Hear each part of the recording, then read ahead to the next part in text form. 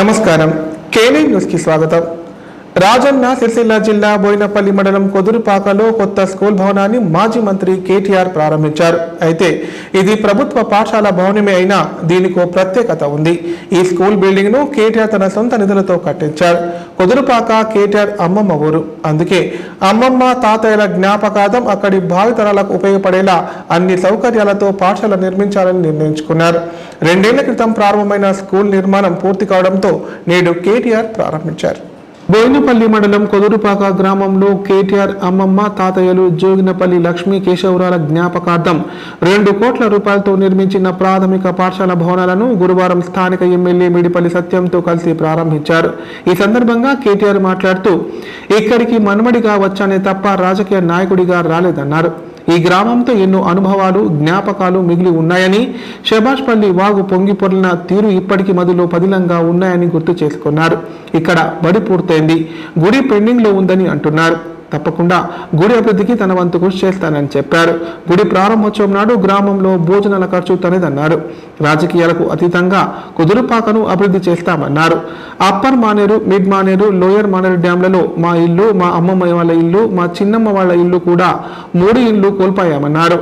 నిర్వాసితుల బాధలు, వారి కష్టాలు తనకు బాగా తెలుసని, రాజకీయాలకు అతీతంగా అందరూ కలిసి ముంపు గ్రామాల సమస్యల పరిష్కారం కృషి చేస్తామని హామీ ఇచ్చారు.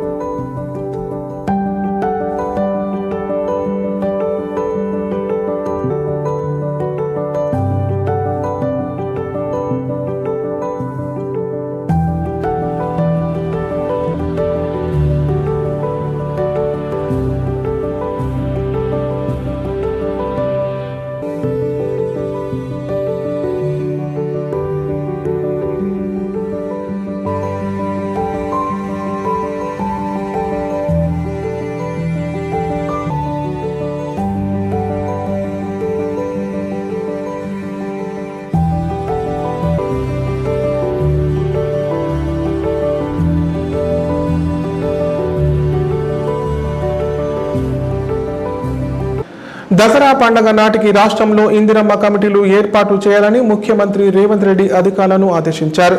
అన్ని స్థాయిలో కమిటీలు ఏర్పాటు 1-2 రోజుల్లో విధి విధానాలు రూపొందించాలని సూచించారు. అర్హులందరికీ ఇందిరమ్మ ఇండ్లు దక్కేలా చూడాలని పేర్కొన్నారు. ఇందిరమ్మ ఇళ్ల నిర్మాణంపై సచివాలయంలో మంత్రి పొంగులేటి శ్రీనివాసరెడ్డి, సీఎం సలహాదారులు నరేందర్ రెడ్డి, ప్రధాన కార్యదర్శి శాంతి కుమారి, ఇతర ఉన్నతాధికారులతో సీఎం రేవంత్ రెడ్డి సమీక్షించారు. ప్రధానమంత్రి ఆవాస్ యోజన కింద ఇతర రాష్ట్రాలకు లక్షల సంఖ్యలో ఇళ్లు మంజూరు అవుతుంటే తెలంగాణకు ఎందుకు ఆ స్థాయిలో కేటాయింపులు జరగడం లేదని అధికారులను ప్రశ్నించారు. కేంద్రం మంజూరు చేసే గృహాలలో ఈసారి రాష్ట్రానికి గరిష్ట సంఖ్యలో సాధించేందుకు చర్యలు తీసుకోవాలని ఆదేశించారు.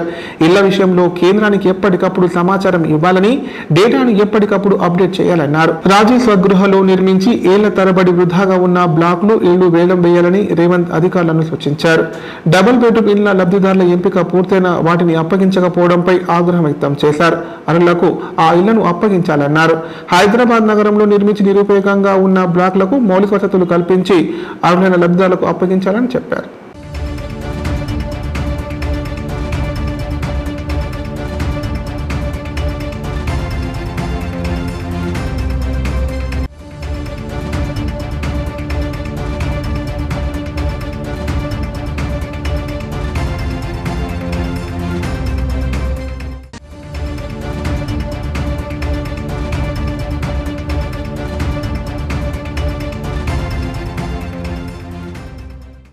అనారోగ్యంతో గత వారం కామినేని లక్ష్మారెడ్డి మృతి చెందడంతో ఆయన కుటుంబ సభ్యులను మాజీ ఎమ్మెల్యే గంప గోవర్ధన్, బీఆర్ఎస్ జిల్లా అధ్యక్షులు ఎంకే ముజిబుద్దీన్లు పరామర్శించారు.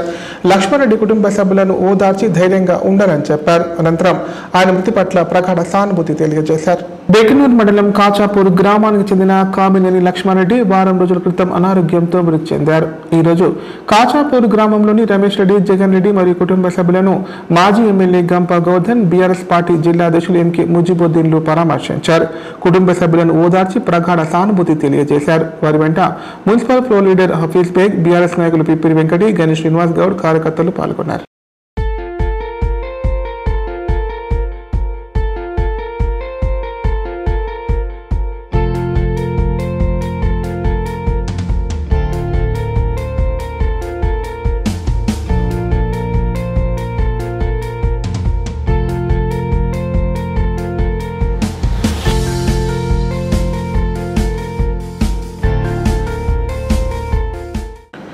భూమి కోసం భుక్తి కోసం పోరాటం చేసిన వీరనారి చాకలి ఐలమ్మ అని కలెక్టర్ ఆశీష్ సంగ్వాన్ అన్నారు.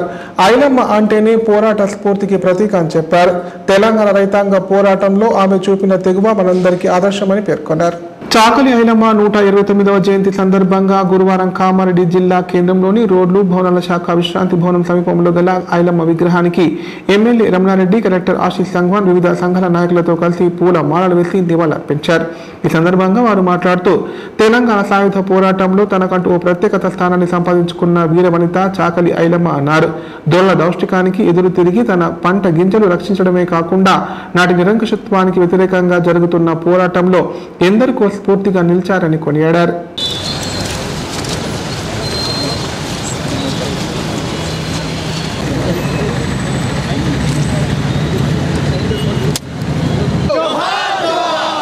తెలంగాణ వీరనారి చాకలి ఐలమ్మకు తెలంగాణ తల్లి వీరనారి చాకలి ఐలమ్మ.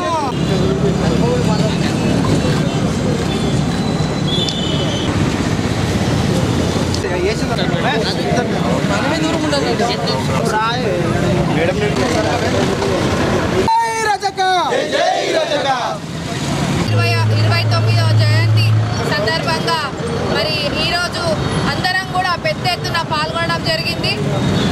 మరి చాకలి ఐలమ్మ ఎంత గొప్ప పోరాటాలు మరి ఎంతో కష్టాలు పడి ఒక గుర్తింపు తీసుకొచ్చిన మహిళ. ప్రతి ఒక్క మహిళ కూడా చాకలి ఐలమ్మని ఒక స్ఫూర్తిగా తీసుకొని ముందుకెళ్లాలని కోరుకుంటూ మరి ప్రతి ఒక్కరు కూడా ఈరోజు చాకలి ఐలమ్మ జయంతిలో పాల్గొన్న ప్రతి ఒక్కరు కూడా చాకలి ఐలమ్మ శుభాకాంక్షలు, జయంతి శుభాకాంక్షలు తెలియజేస్తూ ముగిస్తున్నాను. జై రజక, జై రజక, జై రజక. తెలంగాణ సాయుధ పోరాటంలో చాకలి ఐలమ్మ పాత్ర అత్యంత కీలకమని బీఆర్ఎస్ పార్టీ జిల్లా అధ్యక్షులు ఎంకే ముజిబుద్దీన్ అన్నారు. తెలంగాణ రైతాంగ పోరాటంలో ఆమె చూపిన తెగువ మనందరికీ ఆదర్శమని చెప్పారు. అందరూ ఐలమ్మ అడుగుజాడల్లో ముందుకు సాగాలని పిలుపునిచ్చారు. తెలంగాణ రైతాంగ సాయుధ పోరాట యోధురాలు చాకలి ఐలమ్మ 129వ జయంతి వేడుకలు కామారెడ్డి జిల్లా కేంద్రంలో బీఆర్ఎస్ పార్టీ ఆధ్వర్యంలో ఘనంగా నిర్వహించారు. ఇందులో భాగంగా జిల్లా కేంద్రంలోని R&B గెస్ట్ హౌస్ ముందు గల చాకలి ఐలమ్మ విగ్రహానికి పార్టీ జిల్లా అధ్యక్షులు ఎంకే ముజిబుద్దీన్ పూల మాలలు వేసి ఘనంగా నివాళులర్పించారు. ఈ సందర్భంగా ఆయన మాట్లాడుతూ భూమి కోసం వెట్టి చాకరి విముక్తి కోసం పోరాడిన వీరవనిత చాకలి ఐలమ్మ అని కొనియాడారు. అందరూ ఆమె అడుగుజాడల్లో ముందుకు సాగాలని పిలుపునిచ్చారు. ఈ కార్యక్రమంలో బీఆర్ఎస్ పార్టీ పట్టణాధ్యక్షులు జూకంటి ప్రభాకర్ రెడ్డి, పిప్పిరి వెంకటి, గణేష్ శ్రీనివాస్ గౌడ్, కౌన్సిలర్లు నజీరుద్దీన్, హఫీజ్ బేగ్, కృష్ణాజీరావు, పార్టీ నాయకులు, కార్యకర్తలు తదితరులు పాల్గొన్నారు.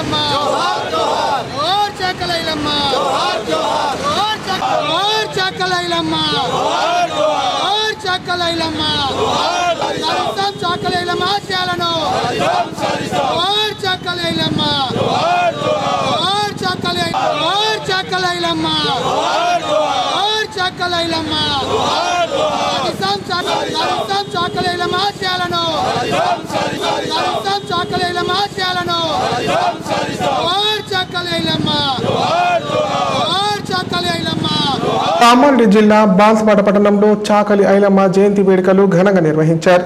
ఇందులో భాగంగా రాష్ట్ర వ్యవసాయ సలహాదారులు పోచారం శ్రీనివాసరెడ్డి ఆమె విగ్రహానికి పూల మాలలు వేసి నివాళులర్పించారు. తెలంగాణ సాయుధ పోరాటంలో ఐలమ్మ తెగువను కొనియాడారు.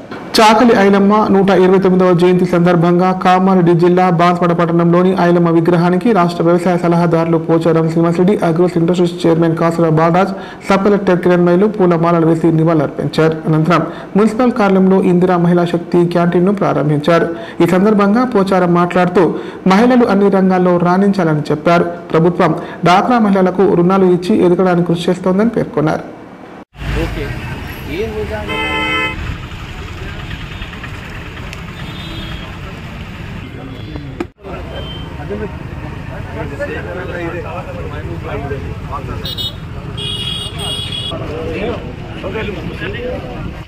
చాకలి ఐలమ్మ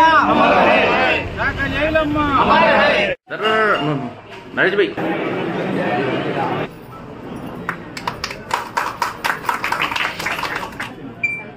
మై దేవా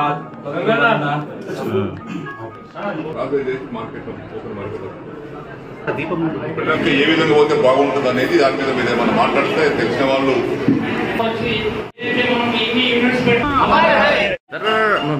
నరేష్ భాయ్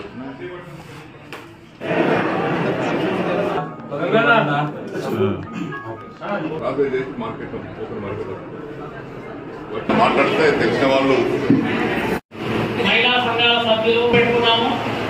నేను విజిట్ చేసిన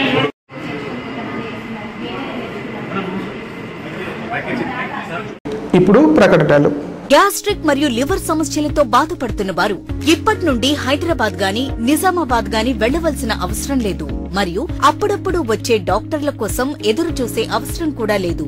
ఎందుకంటే ప్రతిరోజు 24/7 మన కామారెడ్డిలోనే అన్ని అత్యాధునిక సౌకర్యాలతో అడ్వాన్స్డ్ టెక్నాలజీతో మొట్టమొదటి ఏకైక వేద gastro liver care hospital Dharamshala వెనకాల జనని హాస్పిటల్ ప్రక్కన ప్రారంభించి వైద్య సేవలు అందిస్తున్నారు. ఈ హాస్పిటల్లో హైదరాబాద్ కార్పొరేట్ హాస్పిటల్లో చేసేటటువంటి గ్యాస్ట్రో మరియు లివర్ కు సంబంధించిన అన్ని రకాల చికిత్సలు చేయబడును మరియు ప్రతిరోజు ఎండోస్కోపీ కొలనోస్కోపీ ద్వారా పరీక్షించి సలహాలు మరియు చికిత్సలు చేయబడును. కడుపులో పుండు వంటి సమస్యలకు నాణ్యమైన చికిత్సలు అందించబడును. వేద gastro liver care hospital Dharamshala వెనకాల జనని హాస్పిటల్ ప్రక్కన Kamareddy. Phone number 8006000330. Life hospital Kamareddy. కామారెడ్డిలో 50 పడకల ISO సర్టిఫైడ్ గల ఏకైక hospital life hospital Kamareddy. Aarogyasri, EHS మరియు అన్ని రకాల నగదు రహిత హెల్త్ ఇన్సూరెన్సులు గల ఏకైక hospital life hospital. Aarogyasri card లేదా తెల్ల రేషన్ కార్డు ఉన్న వారికి ఆరోగ్యశ్రీ మరియు ఆయుష్మాన్ భారత్ ద్వారా ఆపరేషన్లు ఉచితంగా చేయబడును. కామారెడ్డిలో కార్పొరేట్ స్థాయి ఖరీదైన వైద్యాన్ని ప్రతి పేద మధ్యతరగతి వారికి అతి తక్కువ ఖర్చుతో వైద్యం చేయబడును. నిజామాబాద్, హైదరాబాద్ వెళ్లవలసిన అవసరం లేకుండా అనుభవజ్ఞులైన వైద్య బృందంచే క్లిష్టమైన ఎముకల ఆపరేషన్లు, ఆర్థోస్కోపిక్, కీహోల్ సర్జరీలు, జాయింట్ రీప్లేస్మెంట్, మోకాళ్ల మార్పిడి, వెన్నుపూస ఆపరేషన్లు మరియు 4 గంటలు అత్యవసర వైద్య సేవలు అందించబడును. మా సదుపాయాలు: అత్యాధునిక operation theatre, laminar OT, ICU, x ray, physiotherapy, DEXA scan, pharmacy సౌకర్యాలు కలవు. రాష్ట్ర ప్రభుత్వ ఉద్యోగులకు ఫీజు రీయింబర్స్మెంట్ సౌకర్యం కలదు. సంప్రదించండి లైఫ్ హాస్పిటల్. ఇప్పుడు సంక్షిప్త వార్తలు. కామారెడ్డి పట్టణంలోని 40వ వార్డు అభివృద్ధిలో భాగంగా కాలనీ ప్రజల అవసరాల నిమిత్తం వారి కోరిక మేరకు బోరుబావి మంజూరు చేశారు. మున్సిపల్ చైర్పర్సన్ గడ్డ ఇందుప్రియ, స్థానిక కౌన్సిలర్ విజయభాస్కర్ గౌడ్ బోరుబావి పనులు ప్రారంభించారు. పార్టీలకు అతీతంగా పట్టణాభివృద్ధిని కాంక్షించి సమస్యలను తెలియజేయగానే సత్వర పరిష్కారం కోసం కృషి చేస్తున్నారని, వార్డు అభివృద్ధి కొరకు అడగగానే నిధులు మంజూరు చేసిన చైర్పర్సన్ కి కౌన్సిలర్ భాస్కర్ ప్రత్యేక కృతజ్ఞతలు తెలియజేశారు.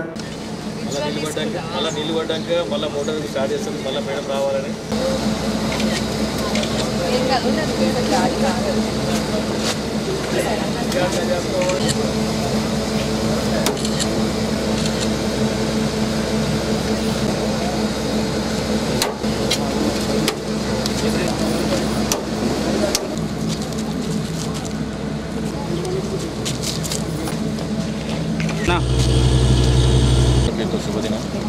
40 వార్డులు అభివృద్ధి కార్యక్రమాల్లో భాగంగా పార్టీలకు అతీతంగా ఈ పార్టీ ఆ పార్టీ అని కాదు, మన 40 వార్డు అనే కాదు, నాకు తెలిసి ఇప్పుడు నేను చూస్తున్న కాంగ్రెస్ గవర్నమెంట్ కొత్త ఫామ్ అయిన తర్వాత, కొత్తగా చైర్మన్ గారు ఎన్నికైన తర్వాత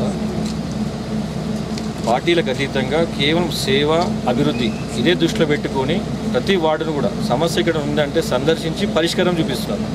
ఏదో సందర్శించి ఫోటోలు చూసి ఏదో వీడియోలు పెట్టి వాట్సాప్లో కాకుండా వాటి సమస్య పరిష్కారానికి తీసుకుని అధికారికంగా మనం ఎందుకు చేద్దాం, మన మున్సిపల్ మనం కూడా చేయాలి కదా, కలెక్టరేట్కి వెళ్ళడం అక్కడికి వెళ్ళడం కాదు, మనం కూడా చేద్దామని చెప్పి సర్క్యులర్ జారీ చేసి అలాంటి కార్యక్రమాలు కూడా చేస్తున్నారు. ఈరోజు పార్టీలకు అతీతంగా మన వార్డుకు 32 లక్షల రూపాయలు 15th ఫైనాన్స్ అని జనరల్ ఫండ్ అని చెప్పి దాని నుంచి మాకు ఇవాళ నిధులు ఇచ్చి పార్టీలకు అతీతంగా అందరూ అనుకున్నారు ఏంటంటే బీఆర్ఎస్ పార్టీలు కౌన్సిలరు, ఆమె కాంగ్రెస్ పార్టీ, బీజేపీ కానీ కాంగ్రెస్ కానీ బీఆర్ఎస్ కానీ ఏ పార్టీలకు అతీతంగా ఆమె ఎక్కడైతే సమస్య ఉంటుందో మీదుగా కొబ్బరికాయ కొట్టి మేము ఇది చేద్దాం అనుకున్నాం. కమ్యూనిటీ బోర్డులు పాత 33వ వార్డు ఇప్పుడు కొత్తగా 40వ వార్డు అయింది. ఇక్కడ కమ్యూనిటీ బోర్డు మున్సిపల్ చేసిన ఒక్క బోర్డు కూడా లేదు. ఏదైనా ఉంటే కాలనీ వాసులు 20 మంది జమ డబ్బులు వేసుకునేది తప్పితే కమ్యూనిటీ బోర్డు లేదు. అలాంటిది మీరు వచ్చిన తర్వాత ఇప్పుడు మాకు 3 బోర్డులు శాంక్షన్ చేశారు. చాలా హ్యాపీగా ఉంది. ఇంకేమైనా అవసరం ఉంటే కూడా అంటే మేము సిద్ధంగా ఉన్నామని చెప్పి మన చైర్పర్సన్ మేడం గారు మాకు తెలియజేయడం జరిగింది. మీకు వార్డులు ఎలాంటి సమస్యలు ఉన్నా మాకు తక్షణం తెలియజేయండి, నేను తక్షణం స్పందిస్తా. దానికి ఫండ్ కూడా నేను చేస్తా అని చెప్పి ఫండ్ ఇవ్వడమే కాదు దగ్గర నుండి టెండర్లు వేయించి ఇవాళ పని అయ్యే విధంగా పూనుకొని మమ్మల్ని ముందుకు నడిపించినందుకు మీకు చాలా కృతజ్ఞతమ్మా.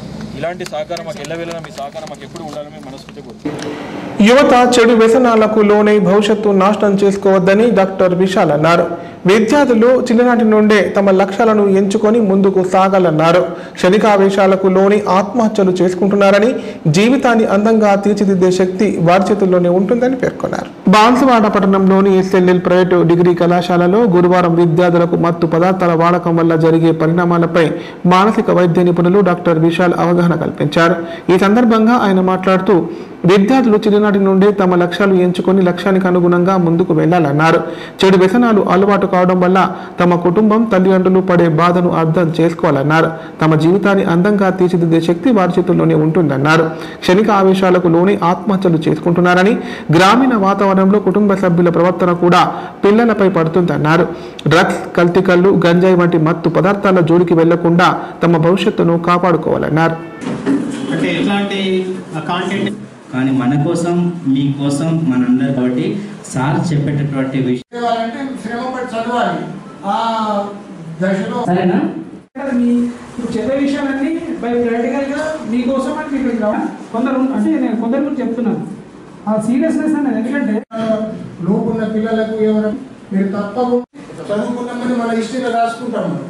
అది ఎప్పుడు మనం తీసుకొచ్చేందుకు మన మీద ఉన్న ఆశని వమ్ము చేయకుండా మనం మంచి మీలో ఐఏఎస్ కావచ్చు, లేకపోతే ఐపీఎస్ కావచ్చు, డాక్టర్స్ కావచ్చు, ఇంకా ఉన్న స్థితికి వెళ్తారు.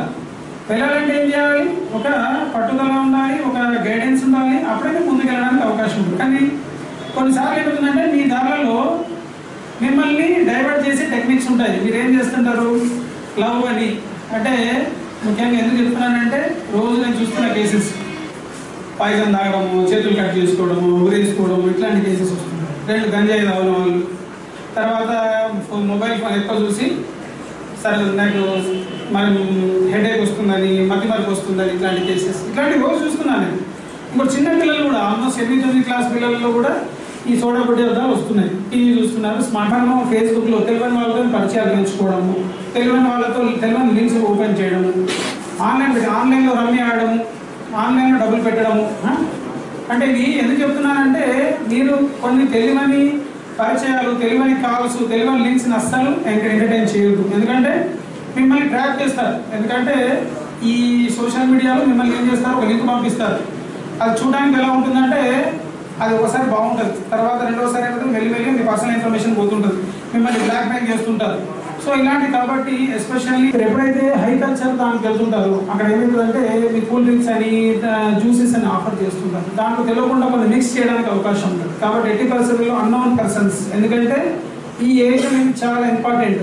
కొన్నిసార్లు మీకు అనిపించవచ్చు ఇదేంటి మా సార్ ఇలాంటివి చెప్తుంది. నేను రోజు చూస్తున్నాను చాలా మందికి ఏంటంటే మోసపోయిన వాళ్ళు, తర్వాత దెబ్బతిన వాళ్ళు ఉంటున్నారు. కాబట్టి ఈ ఏజ్ ఎడ్యుకేషన్తో పాటు మనకు కావాల్సింది మనకు జాగ్రత్త కూడా, అలర్ట్నెస్ అనేది కూడా కావాలి.